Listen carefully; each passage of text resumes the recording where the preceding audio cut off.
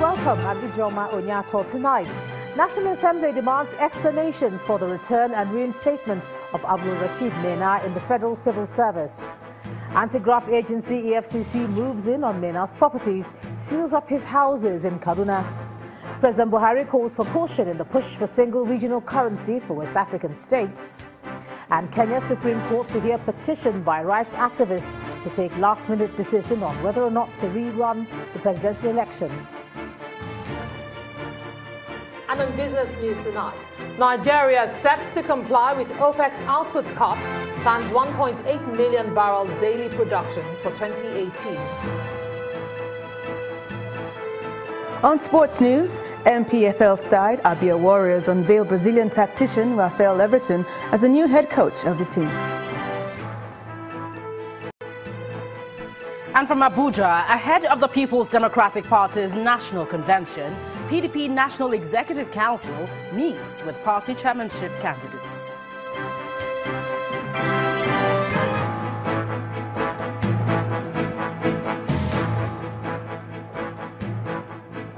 We begin tonight from Abuja, where the dust is yet to settle on the reinstatement and eventual sack of the former chairman of the Presidential Task Force on Pension Reform, Abdul Rashid Maina. Today, members of both chambers of the National Assembly resolved to set up an ad hoc committee to investigate the sequence of events that led to Mr. Maina's reinstatement in the civil service. The lawmakers described the development as a shocker, calling for a thorough investigation. Our correspondent Linda Akigbe reports. It was a matter which was definitely going to be brought up at plenary. The return and reinstatement of a fugitive, Mr. Abdul Rashid Maina. An investigative report from the Aloysius Etuk Committee in the 7th Assembly had accused the former chairman of the Presidential Task Force on Pension Fund, Mr. Abdul Rashid Maina, of embezzling pension funds. The EFCC subsequently declared him wanted, and he has been at large. Somebody who has been declared wanted. The reappearance and reinstatement of Mr. Maina into the service is a shocker for these lawmakers who feel it is a slap on their faces.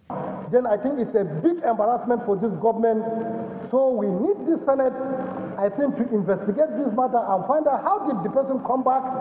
How is it that security men are attached to him, nobody arrested him, somebody that is still on wanted list by the EFCC and now given a position of director. For me, as a member of the APC, it's a sad moment. We cannot be saying we want to fight corruption, and then we allow this kind of, the more you look, the less you see. For some lawmakers, certain ministers are complicit in the return and reinstatement of Mr. Maina. Maina is too small to just wake up and just resume office as a director. Somebody gave the directive to make Maina go to the office. Minister of Interior said that he has no power to return Maina, that somebody else is responsible for returning Maina. Mr. President, the person who returned Maina, as we were told, is the Attorney General of the Federation. This is not the first time the Attorney General is doing something like this. Only recently, the Attorney General wrote his opinion to INEC that certificate of return should be withdrawn from me and given to somebody else. The resolution that the Attorney General of the Federation and the head of service be summoned to face the Senate at plenary was turned down. However, an ad hoc committee has been set up to investigate the matter. The issue was also raised in the House of Representatives, and Larry Lasisi gives us details on what transpired. Thanks, Linda. Well, the matter also drew a passionate debate from lawmakers in the House of Representatives. They called for an immediate investigation into what they describe as an affront to the fight against corruption. That during the campaigns, Maina case was used as a case study to portray that Goodluck Jonathan administration was corrupt. And that when APC comes into government, the president is going to fight it in a grand style. But Mr. Speaker, what are you saying to me? Mr. Speaker, my hope personally is dying. and a lot of Nigerian homes are dying. Is this how we are going to continue? Where people will still, they are not reprimanded, they are even engaged and even promoted. It means we are celebrating corruption. This is a monumental, we cannot emphasize it enough, an unprecedented embarrassment to this country and to the National Assembly. We cannot be further embarrassed. So I want to categorically state that we cannot trust this executive, unfortunately, to do due diligence and justice to this issue. We still have the pending issue of the, I don't know whether to call him former or currently suspended Secretary to the Federal Government. The case has still not been adequately addressed by the current administration. An ad hoc committee is to be set up to investigate the matter and recommend strong sanctions against those implicated. The House is also urging the Economic and Financial Crimes Commission to immediately arrest Mr. Maina for subsequent prosecution. Lanre Lassisi, Channels Television News. Meanwhile, 2 buildings in Kaduna State allegedly belonging to Mr. Maina have been sealed by the Economic and Financial Crimes Commission. The sealed properties are a 2-story shopping plaza at 2C Ibrahim Taiwo Road and a 1-story duplex at the Katuru Road, all located in the state capital. A top official of the agency told Channels Television that 5 more houses in the state capital belonging to Mr. Maina have been traced and will soon be sealed.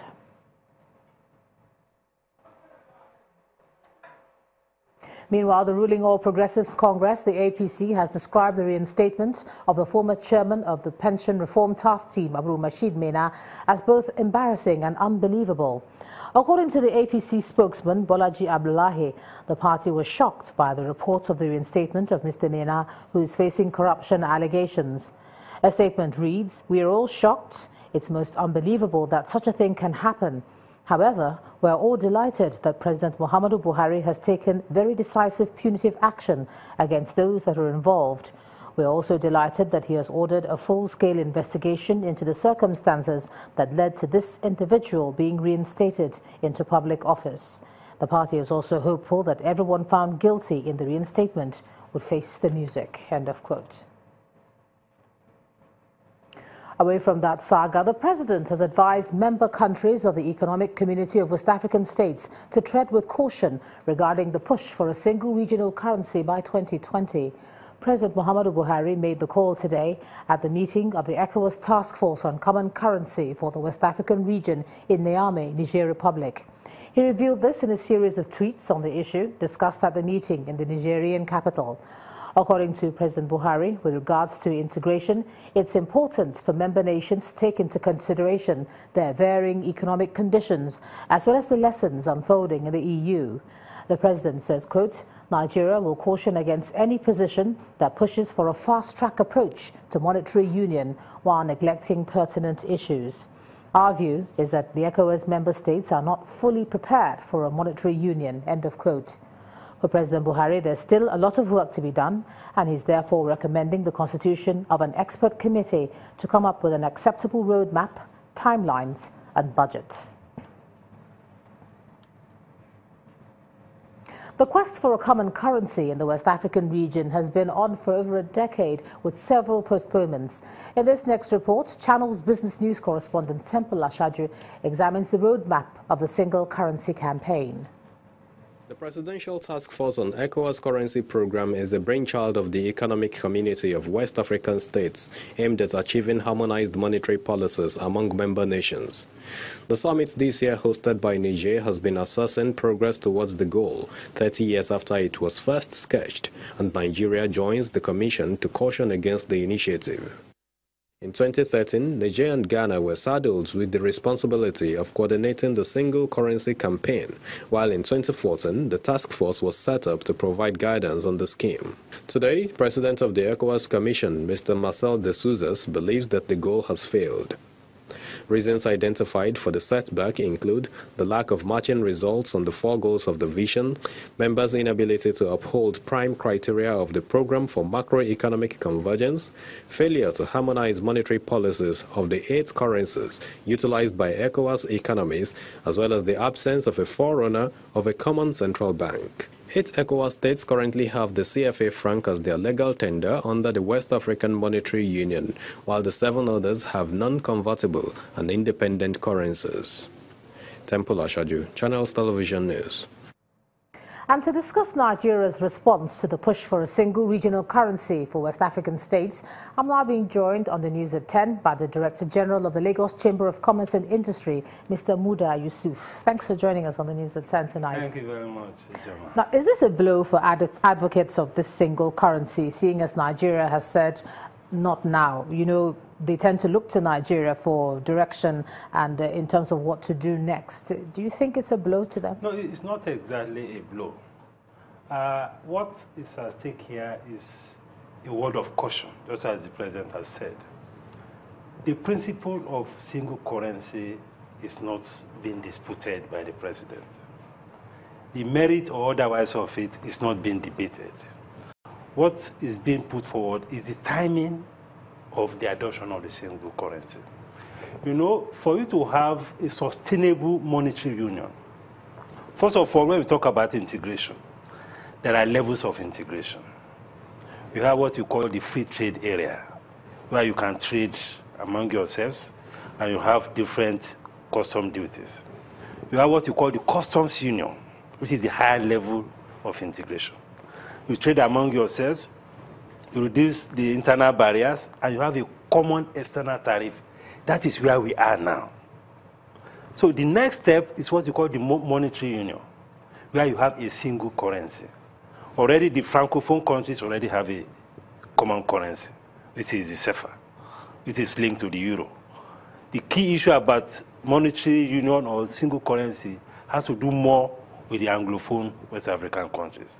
Beyond the monetary union, you now have the political union, where you have a common currency and the same government.